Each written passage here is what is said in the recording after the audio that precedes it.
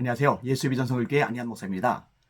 경기를 펼치고 나서 운동장에서 기도한 것 때문에 해고당했던 미국의 코치가 있습니다. 기소도 당했죠. 그런데 패소를 했었는데 이게 얼마 전에 뒤집어졌어요. 너무너무 반가운 소식입니다.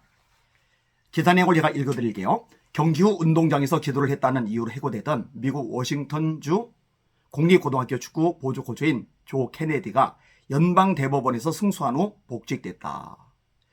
미국 크리스찬 포스트에 따르면 법률단체 퍼스트 리버티 인스티튜트는 최근 성명에서 2015년 경기 후 운동장에서 기도를 했다는 이유로 브레모튼 학군에서 징계를 받은 케네디 코치가 학교에 복귀했다고 밝혔다. 독실한 기독교인인 케네디 코치는 경기가 끝난 후 50야드 라인에 가서 무릎을 꿇고 기도해 왔으며 종종 팬들과 선수들이 그와 함께했다. 멋지지 않아요? 이 기독교인으로서 하나님을 믿는 사람이라는 것을 수많은 사람들 앞에서 공개적으로 드러내고 있잖아요. 다니엘이 연상되지 않습니까?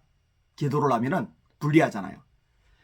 불리한 정도가 아니죠. 사자굴에 들어가잖아요. 지금 굉장히 고위직이란 말이에요. 엄청난 부귀영화를 누린단 말이에요. 근데 그 모든 것들이 날아가고 목숨까지 잃게 된 상황임에도 불구하고 창문을 걸어 잠그고 기도하잖아요. 골방에 들어가서 기도하잖아요. 여전히 창문 열어놓고 예루살렘 쪽 향해서 정적들이 볼 테면 보라고 당당하게 기도를 해요.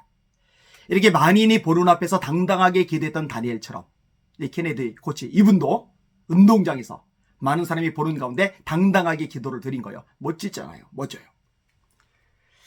2017년 미국 제9순회 항소법원의 재판부는 케네디에게 패소 판결을 내렸고 2019년 미국 대법원은 사건에 대한 항소심을 거부했다.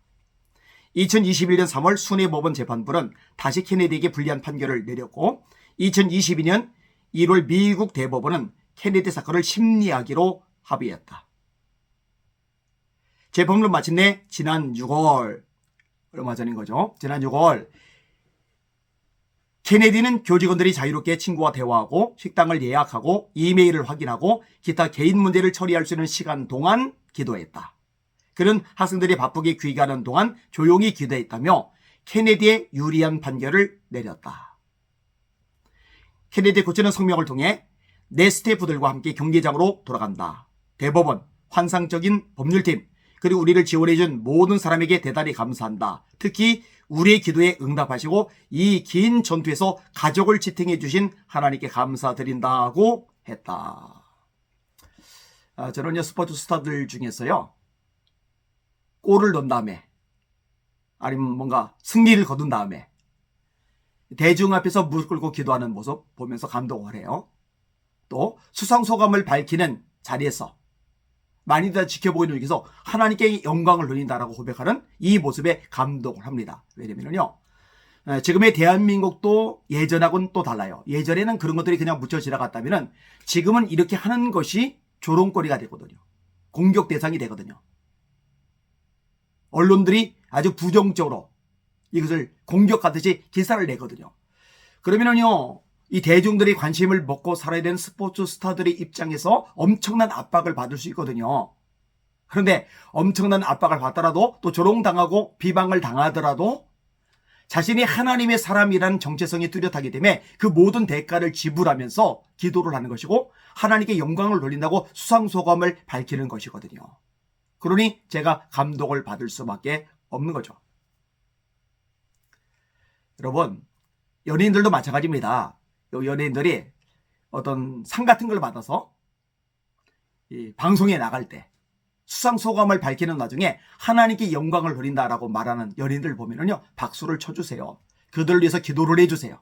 하나님, 저들이 하나님의 사람이라는 것을 대중 앞에 공개적으로 드러내었는데 이것 때문에 불이익을 당하지 않도록 보호하여 주시옵소서.